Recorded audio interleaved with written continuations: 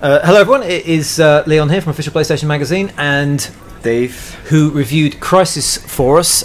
You gave it a 8 out of 10, so we're going to play through the opening kind of 40-45 minutes or so. This is the beginning here where we're about to get Prophet out of his little cage, basically, aren't we? Yeah, out of his little cage. So, so you gave it an 8, which is a good score, not a 9. What were your sort of, just quickly, what were your kind of initial impressions of it? Well, initial impressions are it's essentially, at least from a technical perspective, probably the best looking first person shooter on PS3. Yeah. Technically it looks, pretty phenomenal.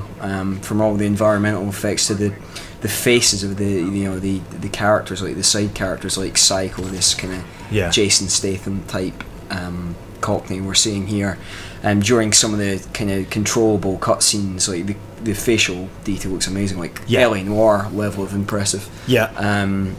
And yeah, like the single player is pretty good. It's certainly not amazing. It's very short. I clocked a normal under 5 hours. It's technically strong as the actual shooting is. It's actually very hard to critique on a mechanical level. It runs very smoothly. There are very few frame rate dips. All the weapons feel really sturdy and satisfying. It's not a game that really lingers in the memory. It doesn't really build to any kind of memorable set pieces like like a Naughty Dog game would, or even something like Resistance 3 did. It kind of feels like a flat plateau all the way through. It's like it doesn't really build to anything in terms of like crescendoing set pieces you might remember. But it does look stunning. I mean, should we skip out the scene and let's go and see it, because killing some men. There were moments when I was playing it where I could not believe how good it looked. I mean, we made a preview. You can control this here. I'll just it's just to prove it is real. Like we made a preview the other week, and I didn't use some footage because I thought no one's going to believe this is PS3. And then you start playing the game and you realise, oh, actually, it is. I mean, it looks incredible, and you get this amazing smoothness as well when you kind of look around. That's one thing. It actually movement feels very smooth, even though you're essentially playing an 8-foot man in a gorilla costume. Yeah, big metal things. It does feel, it's mechanically, I don't want to say faultless, but it's, as I said before, it's really hard to critique because on a technical level, it does very few things wrong. It's all like, where you can start picking at it is in its kind of creative direction, how it kind of proportions out its firefights. The fact that it doesn't really build to anything, it just feels like go here, press a button, go here. In a weird way, it's almost kind of if there is an issue with it, it's because it starts at a certain level of quality and then just stays there all the way, which sounds odd to say, like it starts well and then stays there, but the mechanics are so sort of beautifully described and work so well that sort of every level kind of plays out the same way. So it's satisfying to tag enemies. You can scan them with your visor and tag them. You can sort of hunt them. You can use your different powers. So you got invisibility, armor, and so forth. But they all play out almost exactly the same kind of way, and you don't get the sort of the texture that you might get in other games. So it doesn't have kind of. This is probably the only time you do get a sort of a sense of variety, where you get this sort of slightly. Just gonna throw a box. As you can, so there's a bit of creeping with him. There's some quiet bits, there's some sneaky bits, and it feels like there's some ups and some downs to it. When you get into the dome and the game starts proper, then it stays at that level all the way through. But it does do some amazing stuff. Like, so the weapon customization, I think, is lovely. You hold down select and you bring up this little thing there, and all the weapons have this combination of gear, and so you can flick your loadouts on the fly really, really well.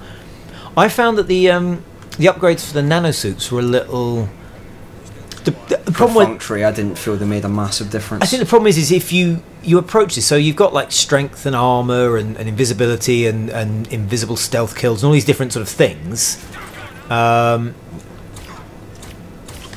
Sorry, I thought I was going to do a stealth. Yeah, no, I thought you were as well. But so you got all these different sort of abilities, but you tend to play the game a certain way. So I played it very stealthily. Yeah, I played it very stealthy all the way through. Although you can go in like weapons free. You can really go in loud. You can, if you concentrate on bulking up your nanosuit armor on L1, which we see here. Here's the armor fit that kind of goes in like matrixy vision mode. You know, and the weapons certainly support that, but I'm a massive Metal Gear fan, so I just prefer going in quite stealthily. What I found, I mean, you tended to I tended to find stealth was more preferable, because if you do keep making a lot of noise, they keep sending more people in. Yeah. So you can spend ages stealthing a level, mess up the last guy, and then they'll send in some more reinforcements. And sometimes as well, you can get it down to the last guy, and he will panic and call in reinforcements anyway, even though he doesn't know where you are. He'll just go, everyone's dead, I need reinforcements, and then like 3 more guys will turn up. Oh, there it is. Here's the knife in that. I mean, it's entirely possible to... Here's a little data pad I can collect. Yeah. It's entirely possible just to run past a lot of the firefights. So I was looking at my end campaign stats, and I'd killed less than 200 folk. Yeah. Which is, really low for a first-person shooter. So yeah.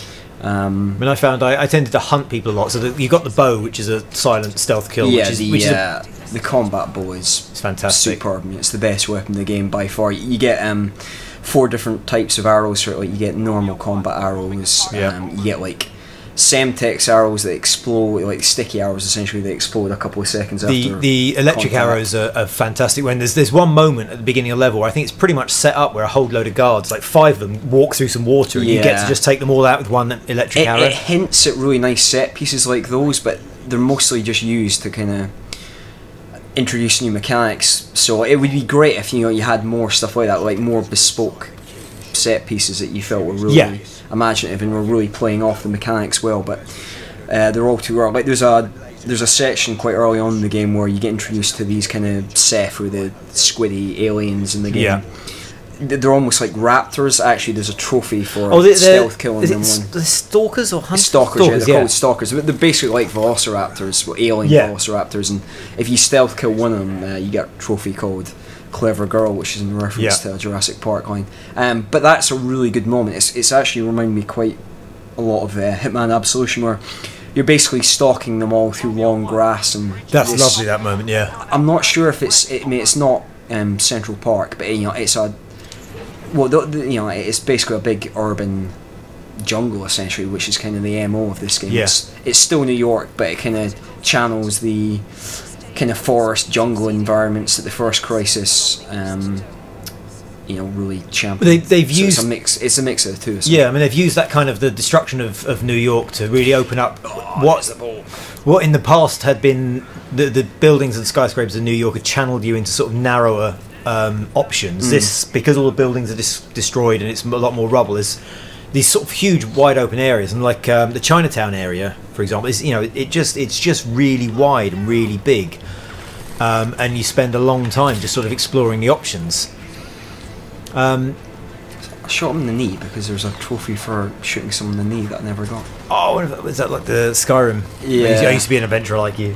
I must say the Marshall shotgun is brilliant. I basically used it for almost the entirety of the single player campaign. A more advanced version of the one I've just picked up, but you can actually you should be able to put attach a silencer to it, and it was absolutely brilliant. I basically carried it for 70% of the game. Yeah, I mean, getting back to Hitman Absolution, right? The silent shotgun in that is one of my favourite video game weapons ever.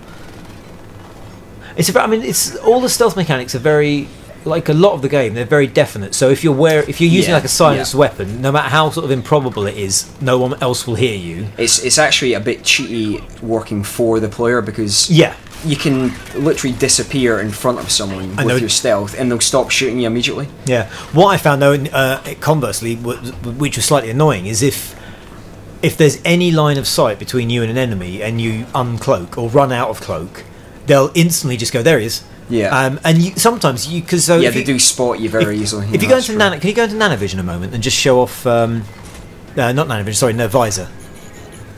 Yeah. So if you scan the guys, go back out. Yeah. And then that tags them and shows them, so you never lose track of them. So if you go back, just stay behind there a second, and then go into visor mode. And if you just scan all the guys, and then tag them. What I found was even if there was no clear line of sight, sometimes that you could see, you'd uncloak and they go, there it is. Yeah. And then you get more sent in. That was one thing that annoyed me. Is you get more sent in, and you spent so long playing with the ones you tagged, you'd not think to scan for some more. see what get down. Somewhat lost track of my thought. Yeah, but they are, as you said, they are very definite, the stealth mechanics. There's a little wiggle room in terms of, there's very few occasions where you think, I'm hidden, I'm in stealth mode, the game's cheating me here. Like, no. You know, they do occasionally spot you from behind cover, but essentially when you use your nanosuit cloaking, that's it. They're gone, yeah. You'll be fine.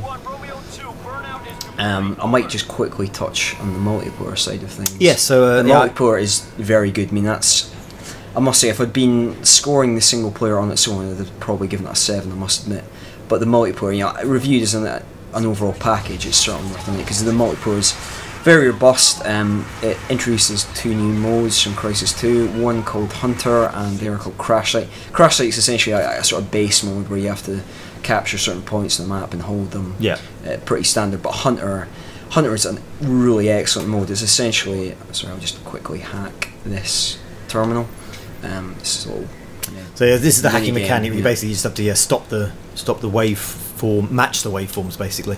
But yeah, Hunter is essentially Crysis's take on a zombie or infected mode. So two players start off as these, you know, kind of like badass nano-suited soldiers, completely invisible, with combat bows, and it's their job to like hunt the other like 7 players on the map. Each player that dies, each one, the cell soldiers that dies, then turns into like a nanosuit soldier, and then it wilts away until like there's only one player left. I'd hate to be that last guy. Yeah, I mean, I was pretty cheaty when I was playing that. Like, there was one level in like a submerged military base where I basically just threw myself in the water and swam about like at the bottom of like this basin for like 2 minutes and no one could find me. I cheat. That's right. Well, I remember the multiplayer being very good in Crysis, just being a nice. Just slightly different with the powers. Yeah, the nanosuit definitely does give it quite a unique flavour that does spice up, you know, the traditional deathmatch, team deathmatch. You know, just being able to, say, sprint at full pelt between buildings, you know, jump 15 feet in the air. It makes it quite easy to evade fire, and you know, it makes kind of combat. It gives it a lot more verticality than a normal shooter. And it's a very good. I hope people get behind it, because you know. Any online game's only as good as the community that really supports it. Yeah, and the powers are like really easy to use as well. I mean, I found myself they're easily explained. Yeah, and I found myself quite quickly without even thinking about it, like, you know, cloaking, running along top of a building, switching to armor mode just before I hit the ground because that lets you fall further. You know, and then cloaking again and running off, and you really sort of mix it up. And the tagging I found, you know, is excellent for, you know, obviously keeping track of where everyone is. Just use the visor. I must say, I mean, it really does need that multiplayer mode, because, you know, as I said earlier, I clocked the single player under 5 hours, which is, you know, even by today's standards, that is a pretty short single player game. It's interesting watching you play this, because you play is completely different to me.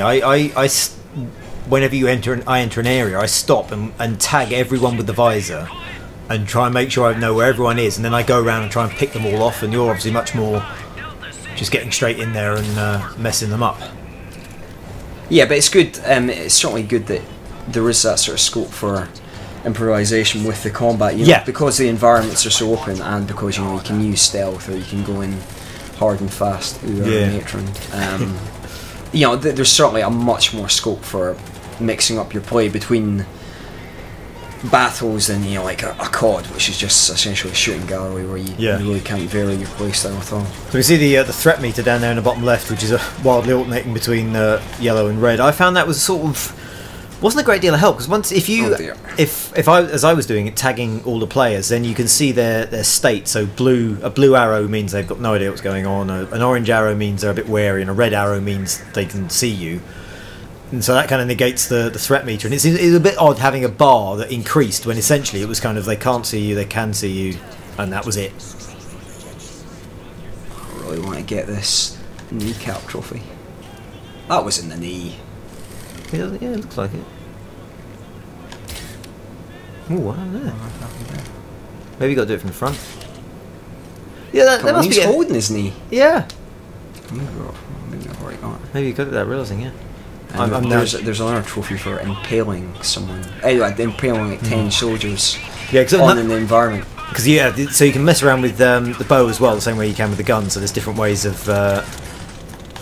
different draw strengths, for example, so one takes longer, but like say can impale them.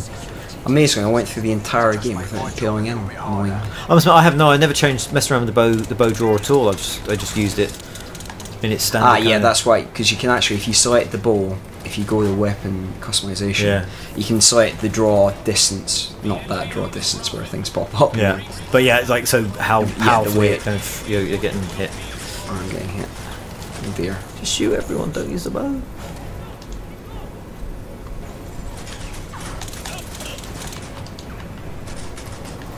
It's definitely the kind of game I think if I played it mainly as stealth. I think if you like that kind of silenced weapon, no one knew you were there kind of thing. Then, it reminds me a lot of Deus Ex, Human Revolution ways. Yeah, like everyone finds their own way to play it. Like as I was just saying, I mean I would sit in a corner and scan the entire area, make sure I'd located everything and tagged it before moving an inch. Dang.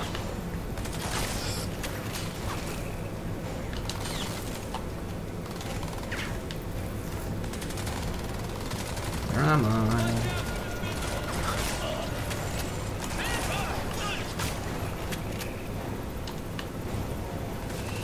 Oh, the men go daddy buys. Oh dear! That's a bad idea. Once you get locked in those mini games, you can't get out of them until they're solved. Right, there we go. There's one of these hacking puzzles later on that took me about 15 minutes to do. Then Joel, our deputy editor, came in the room, and in fact I couldn't do it, so he came in and did it. The only one I struggled with is there's a pinger later on, isn't there, that you can hack, and there's loads of Ceph around, so I couldn't find a quiet spot to hack it without the Ceph seeing me. So I suppose we should probably briefly talk about what's happening story-wise from Crysis 2.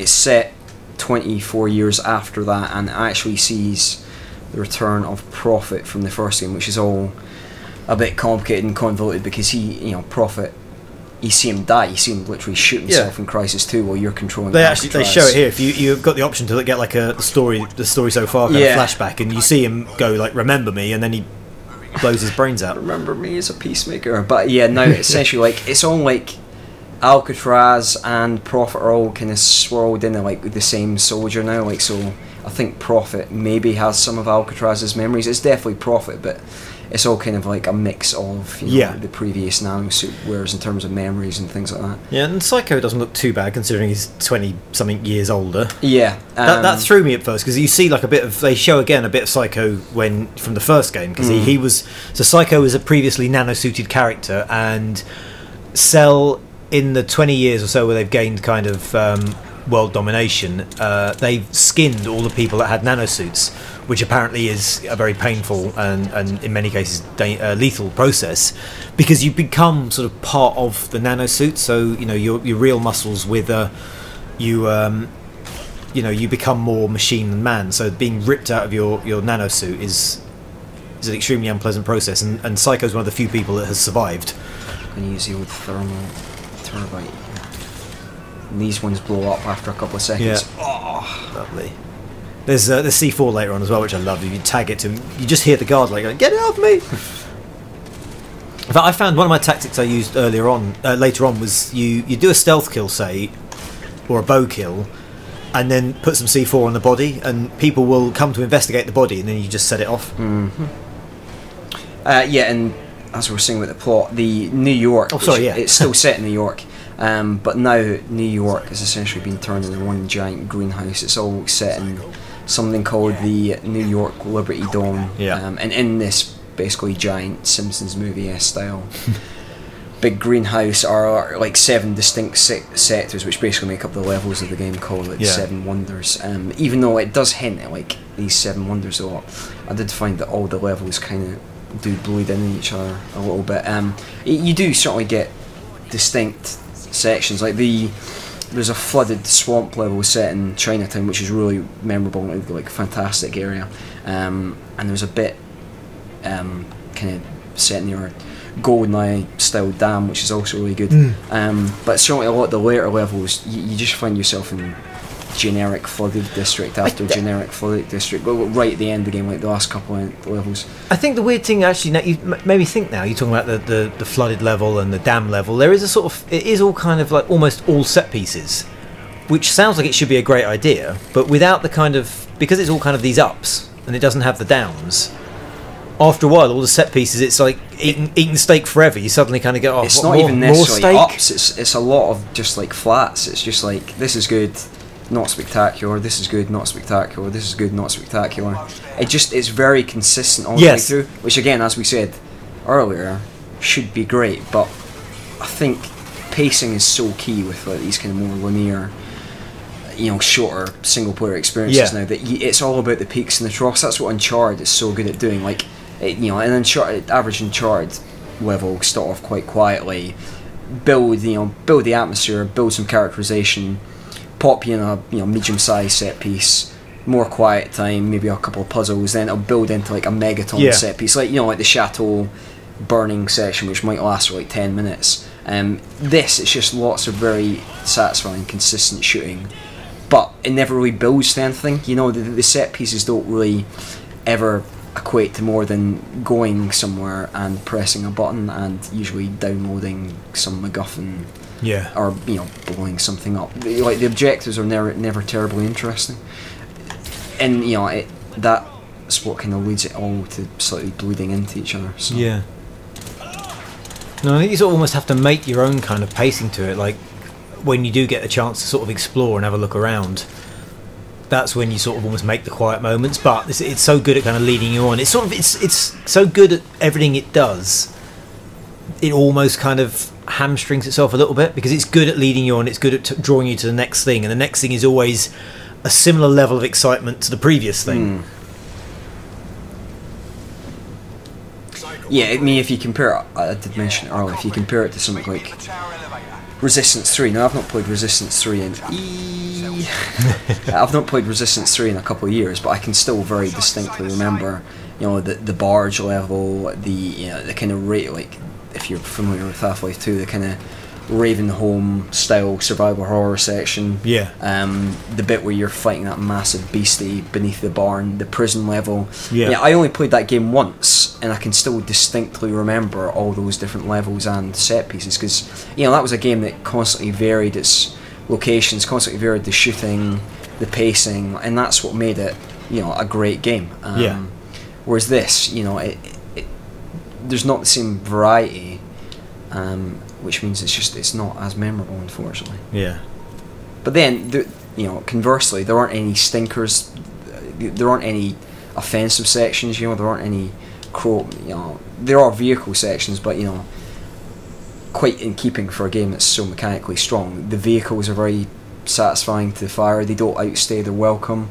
So it never really deviates itself off from strong shooting sections, which means while it's not inspiring particularly often, it's never.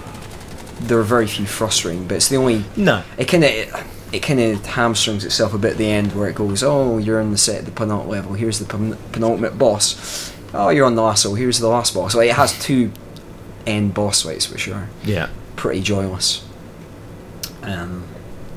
Basically every developer outside maybe Sony Santa Monica and Kojima Productions should be straight up banned from making bosses in games.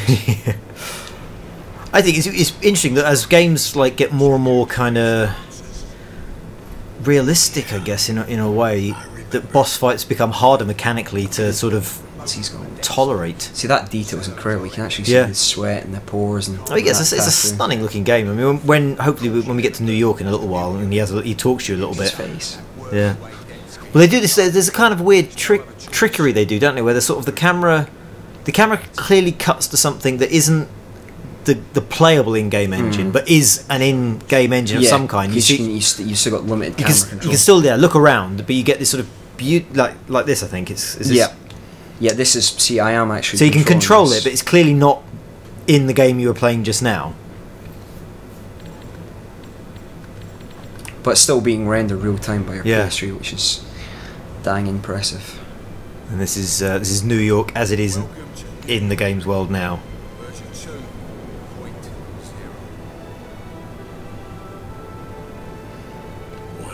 then you immediately think, oh wow, this looks amazing, I can't wait to explore this vast vista. But the levels are actually much more compartmentalised, and they are much more linear. And while this looks stunning, you know, the early parts of the game are certainly stronger than the latter parts, because there's one level, like, it's set over kind of like almost a 24-hour period, so there are nighttime levels, and you know, apart from the Chinatown swamp level, the last couple of levels are set at night they're just not as distinctive. You know, it's just, you're all just kind of going from flooded building to flooded building. It all kind of just, it's not particularly remarkable. It's almost odd to criticise it for being sort of the same all the way through, because the same that it does is always good, and the mechanics of the combat's always great. And it's never less than great fun and extremely satisfying. But yes, it's just that kind of slight lack of texture that makes you feel a bit like it's the same thing. Stop doing that. Just look at his lovely face. I mean, that's astonishing. And we're playing on this component, and it still looks really good. Yeah. I should have playing on component, because that's how we capture it. But I mean, I was playing it, sort of thinking, well, what the hell if the PlayStation 4 reveal happens, on Wednesday, as everyone's sort of suggesting it will, will be revealed. What are they going to show off when this is sort of the level of stuff we've got now? I mean, I can't imagine how much higher they can go.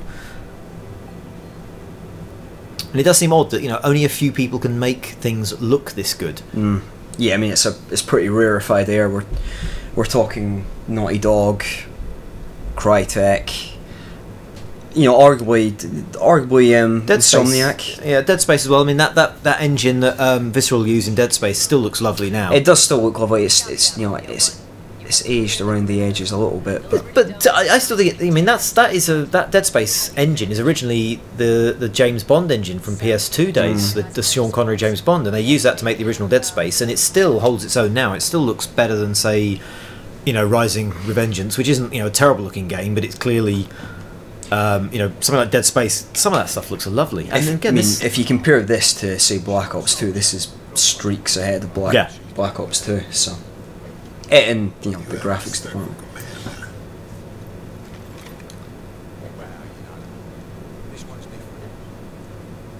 I just love to, like, with the strength of the core mechanics and the stealth play, and the weapons, they're uninspired, but they are really fun to fire. I just love to see this level of tech and kind of really sturdy base with like a design which just got tons of ideas to throw out. Like, you'd love to see this level of tech with like a Kojima or something. And even though like Kojima production games always look great, you just love to see maybe slightly more imagination thrown behind this. You never see many people using the Cry engine on consoles. I wonder if it is that maybe an ownership thing? Well, no, because they do license it out. Now, it is used on PC a lot more. I wonder if it's just not that easy to use. I guess on PS3, most people are either going to use sort of Unreal or their kind of PC, like the Xbox level of production line, and no one else will use this. No, this is just the upgrade system. So this is the upgrade system, yeah. So you can choose like 4 perks, and you can save them out. So if on the right hand side there, you can save out 4 different mixes. So you can store that to triangle. Yeah, so you can have like a stealth based one, you can have an armor based one, you can have a movement based one. So we've got super stealth here, which is 50% faster cloaking. Deflection, which means you're not impervious to bullets but take less damage from them. Extended cloak, more time you're invisible. And the stealth kill one that I found was useful, because you uncloak slightly when you do a stealth kill. That means you can literally kill a guy standing next to another guy, and the other guy just goes like, what was that? So that's primarily a really stealthy set we just put together there. But the thing is, I found, because I had such a specific play style that I liked using, once I'd unlocked the upgrades that I used for that play style, all the other upgrades were sort of, I didn't really have much use for them. I ended up changing my play style just to use some different upgrades. Like, so I beefed up my armour and went a bit more of a kind of crazy tank man.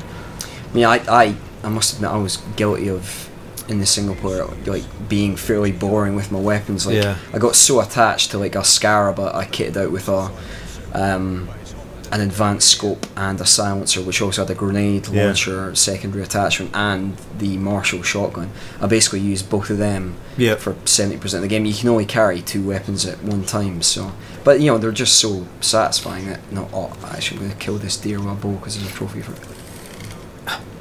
This is. Oh, shut up the ass! I didn't know you could kill animals. I tried shooting a squirrel; it wouldn't let me. So it's quite I am legend. Give me my trophy. I'm just wondering. I'd love to see how this compares to so sad. Something like The Last of Us when it comes out. Because if you look behind you to those buildings, just like this looks like some of the levels you've seen in The Last of Us, like these fire escapes and that splash of red and stuff. No, over to the left. Yeah, so all these sort of buildings here, and it just reminds you of The Last of Us. I'd love to sort of see a comparison of the in-game engine for that when it comes out. This stuff is beautiful. I really like this level. It's just a shame it really kind of goes away from this. You spend a little time in after a little while in this sort of beautiful, glorious sunshine. You do sort of go into the night, and you sort of never come out. What should I do with the Semtex ball? What the deer ever done to you? Oh, I didn't blow up. I'm still dead. You kind of killed it. Look, you made his leg. You made his leg go wrong. Look at his leg. Sorry, dear. Bang for the buck. Yeah. Hooray. But yeah, I'd have quite happily have spent the whole game in daylight, which obviously I thought you were going to say I'd quite happily spent the whole game murdering deer. No. So this is the Liberty Dome we're talking about. Yeah. There's mines down there, by the way. So there are. Now, some of these you can hack. If you hack one, it takes them all out. Because I found there's a couple of levels where there's some mines and you can hack them, and you just wait for the guards to walk into them.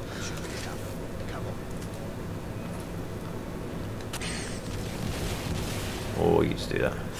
I like bouncing pennies. Bouncing pennies that kill you. Bouncing betties are the ones that pop up in the air and then they fire shrapnel out at like head height. That thing you said. Yeah. But I mean, you can't fault the game visually. I mean, it is. I mean, I think artistically you could perhaps fault it, because I think with the level of tech they have, some of the levels aren't as inspiring as they should be. But on a technical level, it looks.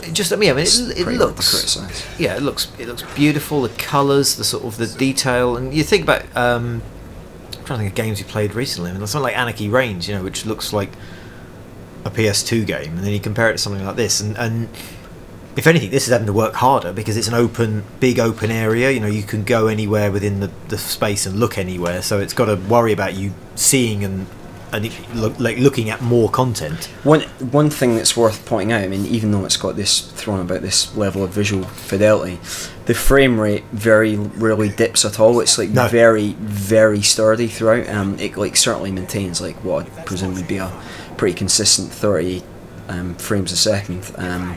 And even in the hectic sections, even when you're basically bombing over the Brooklyn Bridge in a buggy, firing missiles at loads of enemies, it stays it stays pretty constant. So it's a really impressive level of tech. Yeah. Because remember, Crytek quite famously coming out years ago after they'd done the original game saying, Crysis can't be done on PS3, Crysis can't be done on consoles. Yeah, and then it came out a few years later on PSN as a download. I did love that. I think was it Crysis 2. You got a trophy basically for starting going, can it run Crysis? Because that was their kind of tagline, wasn't it? They made it the tagline almost for their first game was that most computers couldn't play it, and it became a real kind of chest beating contest. If you had a PC that could run Crysis, you saw those demos of nuclear blasts blowing over sheds and tanks rolling through buildings, and they did that kind of Battlefield style destruction tech first. Yeah, the detail here is just. Yeah, I mean, this is the thing. I have even look at his camouflage. The physics are actually. I mean, they're all modeled separately. But you look at his face. I mean, this is the footage. I had this stuff and I thought I can't use this because no one's going to believe this is a playable PS3 game. Yeah. As you said, I mean, what Crytek are going to visually be able to pull off on PS4 is going to be pretty exciting. Yeah. I mean, even if we compare this to what we've seen of Watch Dogs, there isn't a massive difference. No. But it's interesting. That's what I'm really fascinated to see what happens like in the next week or so with the PlayStation meeting. You know, if this is the level of games that some people are capable of making on PS4, on PS3, what is PS4 going to have to pull out of its bag to to match this? I think it's probably worth pointing out that really late in a console cycle like we are now, like the top developers make games that are pretty. You're getting shot. They're usually pretty close to like the first tier of games you get on the next console. Yeah, so maybe things like The Last of Us and this, this is sort of where we're going to be kind of starting. Ah, yeah, now I've got to stay away from that big tower. We just got to stay behind things, haven't you? Dang! As long as you're out of its line of sight. There you go, it's found you. I strolled through the grass one day.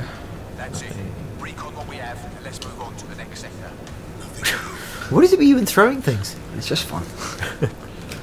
I was slightly disappointed the throwing wasn't a bit more forceful. I was wanting to really be able to like. Yeah, it is a bit damn. You can do power kicks, can't you? So there are every now and then you find like wheelie bins set up, and you can sort of power kick them into people. That's really fun if you ever manage to do it in multiplayer. If you like boot a car at someone that crushes them, you can actually pick up lamp posts in multiplayer. And the event I was at last week, folk were having basically gladiator style pole fights with each other. Yeah. While I was shooting them in the back. I wanted to win. Okay, this is how it's going to work. Now I've got to concentrate and do this bit now. Like this one in sector 1 Delta 0. These are potential cache locations. One thing they do sort of steer clear of is they don't really sort of mention what's happening in the rest of the world outside. It's apart from Cell have basically taken over the world because they I mean there was like a global nuclear threat at the end and like an alien invasion, but you certainly don't feel, you never feel the stakes are that high. Well, I just think it's funny that maybe the rest of the world is just sort of pretending that, oh, yeah, there's a big glass dome, it's fine. We'll just walk around it. Search for a weapon. No, I'm looking for a sniper rifle. Yeah, there's in a weapons cache somewhere. And one thing made me think, like looking at this, all this. If you stay cloaked and run between. Okay, third time's a charm. If you stay cloaked and run, stay behind cover, it can't see you, it won't attack you. I mean, one thing I guess I suddenly thought of Far Cry 3 actually, looking at this sort of beautiful green sort of area. It doesn't really have that kind of Far Cry 3 kind of improv sort of feel to it. Every level is basically hunt the bad guys, get to the marker. There's no sort of it's not quite sort of about playing with the world. It's open, and your approaches, you can vary your approaches, you can try out different ideas, but yeah, it's not really reactive or emergent. No, it's an open world but a linear experience. But you can definitely feel some of the shared DNA with Far Cry, because obviously Crytek made the first Far Cry. Sure, actually, yeah, I forgot about that. I was just thinking, I'm seeing all these fields of green. I'm immediately sort of thinking about hunting wildebeests for a bigger wallet. Oh no, Health Critical. Stay behind something. I'm behind something. I'm behind this bush. Oh, well. Come on, stupid stealth. Oh, dear Lord, I'm stuck now. Don't worry, because it's fine. You're charging up and they're not hurting you. Hopefully, I might be stuck. I might be stuck. How have you got stuck? I don't know, I'm stuck. Oh, this is going well. All the powers of futuristic suit, and you've got your head stuck under a ledge. Oh, this is should I blow myself up? I don't know, can you seriously not like jump or uncrouch? No. Oh dear. Oh wait, I'm out. There you go. Run! That's some magic at live TV, folks. Don't run towards the lasers. You run behind something. I'm in cloak, it's fine. You're about to run out and you're in the open. Right. Oh dear Lord. Come on. Yeah, cloak. Yeah, good. You've got no energy. I found it. Ah! Get behind something. Did I get the weapon? Get behind! You're still out in the open. Oh dear. You can get the weapon later as long as you're still alive. Right. No, I didn't get the weapon. No, you find, look, there's your objection markers over there. Woo! It's no easier with Mr. Backseat Crysis player. Well, which bit of not be seen that you're not getting? As long as it can't see you, it can't shoot you. I'm going for it! I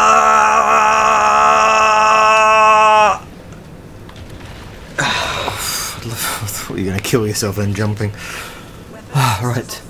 Oh, this is a new thing actually they've added. This is the this is the Ceph weapon. Yeah. The idea is that you're so kind of a mixture of Ceph tech and you're so far into the sort of the nanosuit rabbit hole that you can now actually use Ceph weaponry, which is not seen as a good thing by most of your friends.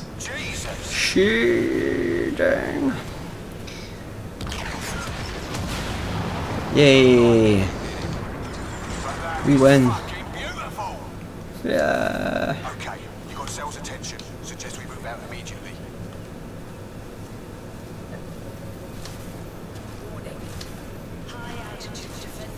No. Maybe we'll end this soon, but let's maybe do one more thing where that bow section we talked with the water is coming up in a couple of minutes, so maybe we'll just play there and finish that. If I can get through these mines. Hack one, it takes them all out. Must you question everything I do? Just being efficient, hack one mine or shoot them all, and then still probably end up walking on one. There you go.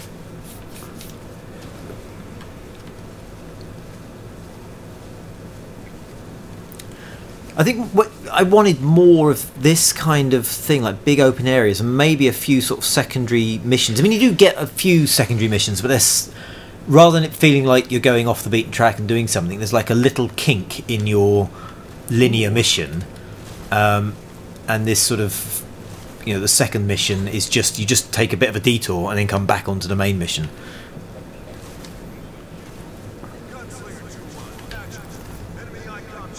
Oh, we're going to try and electrocute someone.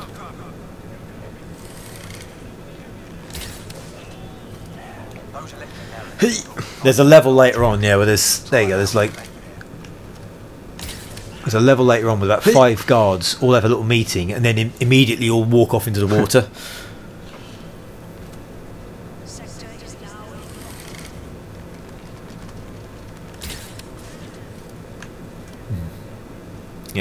The bow is I don't think I can overstate how satisfying the bow is to use. Yes, it's really excellent. It's really setting the benchmark for bows in 2013. It's the best bow in a game this year. Yeah, I mean, this is the thing that slightly annoyed me. If you do mess up the stealth and they just keep shipping in new guys. There's a trophy for taking a helicopter out there. Is it? Come on, you don't get that. Yeah. No. Where does it go inside the dome? Like, it's just... Where's it gone? No. Never mind. You just bring up your nano visor a second. So that's... Yeah, so they've shipped in a bunch of new guys. There's one right there. Oh dear. There was a level later on where it just sort of went on forever because I could never quite get rid of the last guy without him calling in reinforcements, and in the end I sort of just ran to the lift and did it that way, which I sort of didn't want to do. Oh, I was going to go with the barrel. Sit down on the barrel. Yeah, there we go. Oh. Punchy, punchy. I suppose they'll... I think you killed it.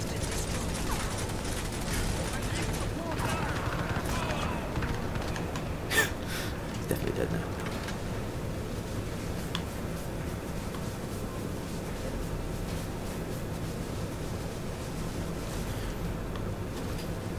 Don't think we're not far from when this is it Here. Oh yeah, we are.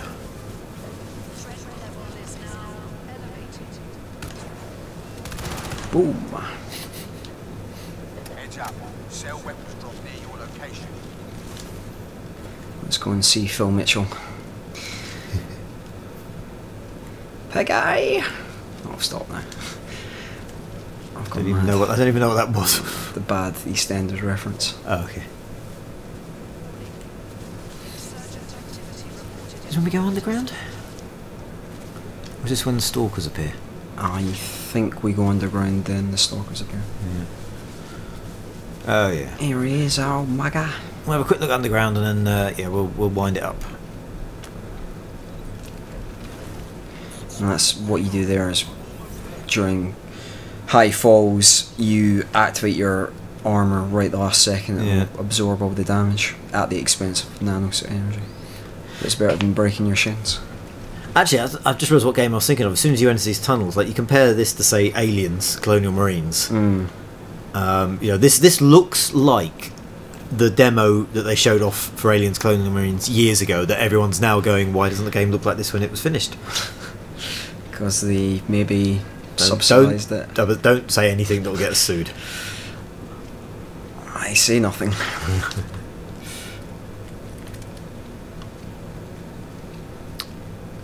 But yeah, if, I suppose that's a purchasing choice you might have this week, is whether you should buy Crysis 3 or whether you should buy Aliens Colonial Marines, and I'd say without hesitation you should buy Aliens Colonial Marines, and that's coming from a man who... no, sorry, you should buy Crysis... Oh my god, I thought you were joking then. Oh, you should buy Crysis 3, god, sorry, I was just thinking Aliens, and just what if someone that's what I said. Someone just, that's all they needed to hear, they go, Repeat, fine, you should definitely buy Crysis 3 over Aliens Colonial Marines, and that's from a man who is obsessed with Alien 3. I've played both, and yes, Alien 3 is my favourite Aliens film. Watchers of YouTube. Yeah, I played both, and this is, you know, miles ahead of Aliens 3, and it's got aliens in it, so it's kind of like Aliens. They're not as good aliens, but you know, the game's better. So. Yeah, I like the stuff. I like the weird squiddy jellyfish sort of design.